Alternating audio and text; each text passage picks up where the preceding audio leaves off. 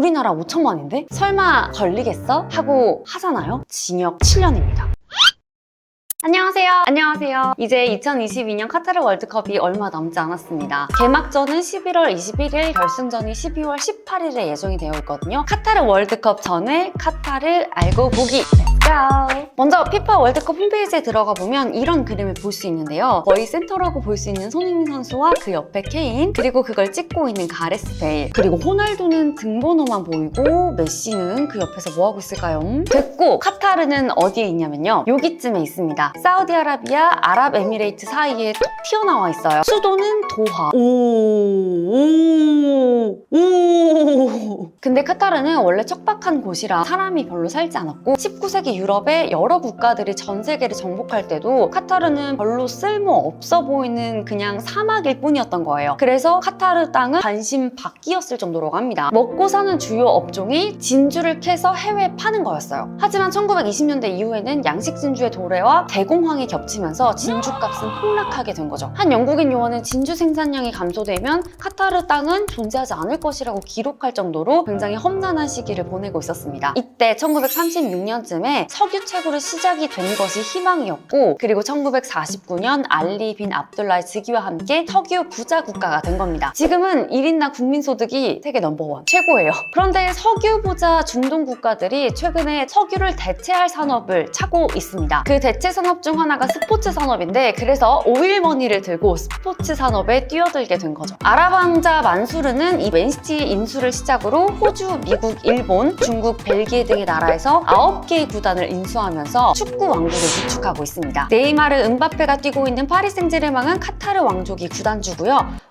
이분의 이름은 셰이크 타민 빈 하마드 알사니. 그리고 만수르보다 최소 10배는 부자라는 사우디 왕세자는 얼마 전에 프리미어리그의 뉴캐슬을 인수했습니다. 이분은 또 무함마드 빈 살만 알사우드. 왜? 어떤 효과가 있길래 오일머니가 축구판에 들어오게 된 걸까요? 사실상 세계적인 축구클럽 가슴에 딱 로고가 박힌다는 것은 굉장히 큰 광고 효과를 줄 수 있는데요. 예전에 우리 삼성도 첼시를 후원하면서 광고 효과를 본 적이 있었죠. 바르셀로나 유니폼 는 16, 17 시즌까지 카타르 항공이 딱 박혀 있었고요. 카타르 항공은 현재 파리 생제르맹과 함께하고 있는데 카타르 항공이 메시를 따라가는 느낌? 자, 맨시티 유니폼에는 에티하드 항공사가 메인 스폰서로 바뀌어 있습니다. 근데 좀 아이러니한 건 이 구단주의 국가 아랍에미레이트 항공사 에미레이츠 항공의 경쟁사가 바로 에티하드 항공사라는 거. 그렇다면 이 에미레이츠 항공사는 어디에 있냐? 바로 아스날에 있죠. 레알 마드리드에도 박혀 있습니다. 어쨌든 많이들 보셨을 카타르, 에티하드, 에미레이츠 항공 요 세 개가 중동의 대표 항공사입니다. 하지만 이번 2022 카타르 월드컵 본선 진출 국가와의 직항 노선은 카타르가 독점이라고 하네요. 카타르의 면적은 겨우 서울과 경기도를 합친 수준, 인구는 300만 정도입니다. 그중에 카타르 시민만 세어본다면 30만밖에 안 되거든요. 이 작은 나라에서 월드컵 개최에 성공을 했습니다. 우리나라 5천만인데? 카타르가 인구가 적다 보니까 기존에 가지고 있는 게 없는 거예요. 피파 월드컵 기준에 맞는 경기장도 필요하고 100만 명이 넘는 관광객을 수용할 숙박시설도 필요한 거죠. 이 많은 걸 한 번에 짓겠다고? 네.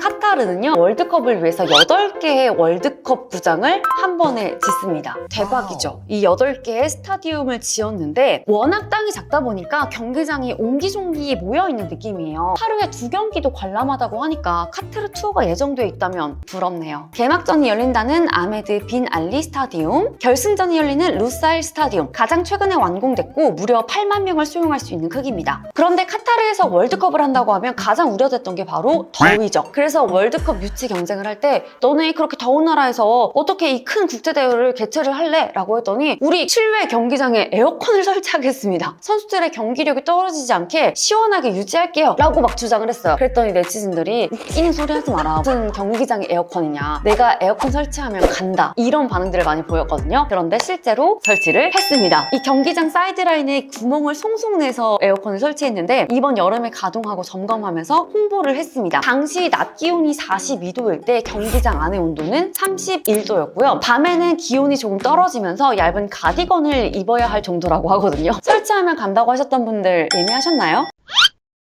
이번 월드컵 직관의 난관은 항공보다는 숙박이었죠. 기존에 카타르에 있었던 10만여 개의 숙박시설은요, 카타르가 개최지로 확정되면서 거의 사라졌다고 볼 수 있거든요. 32개의 본선 참가국의 선수단과 또 스태프들, 기자단, VIP 손님들 등등. 이제 관광객들을 위한 숙박시설이 관건인 건데요. 시민들한테 너네 에어비앤비 해라 라고 권유를 했지만 역부족이었습니다. 그래서 대규모 텐트촌을 설치를 했습니다. 이렇게 생겼는데 대형 스크린도 2개나 설치가 되어 있네요. 내부로 들어가 볼까요? 오, 생각보다 너무 좋은데? 근데 이런 것만 있는 게 아니라요. 이런 것도 있고 이런 것도 있어요.